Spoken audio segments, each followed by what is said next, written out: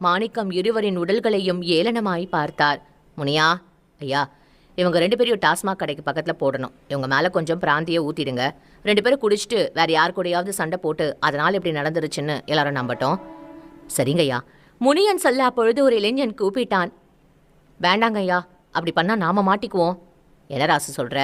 Daniel புரியாமல் கேட்க ராசு தொடர்ந்தான். ஐயா, இவங்க டாஸ்மாக் பக்கத்தில் செத்து கிடந்தா போலீஸ் வரும். போலீஸ் இவங்க உடம்ப போஸ்ட்மார்ட்டம் பண்ணி பார்க்கும். அப்படி பண்ணி பார்க்குறப்போ இவங்க வயிற்றுல பிராந்தி இல்லைனா யாரோ வேணும்னே இவங்க மேலே பிராந்தியை ஊற்றிருக்காங்கன்னு போலீஸ்க்கு ஈஸியாக சந்தேகம் வந்துடுங்கய்யா. ராசு சொல்ல டேனியல் அவனை வியப்பாய் பார்த்தார். யார் ராணி, இவ்வளவு அறிவோட ஒருத்தன் நம்ம கூடத்தில் இருக்கானா? டேனியல் கேட்க ராசு வெட்கமாய் புன்னகைத்தான். சரி, அப்போ நீ சொல்லு ராசு, என்ன பண்ணலாம்? இவங்க உடம்பு கிடைச்சே ஆகணும்னு ஏதாவது நிர்பந்தம் இருக்குங்களாயா? அப்படி ஒன்றும் இல்லை.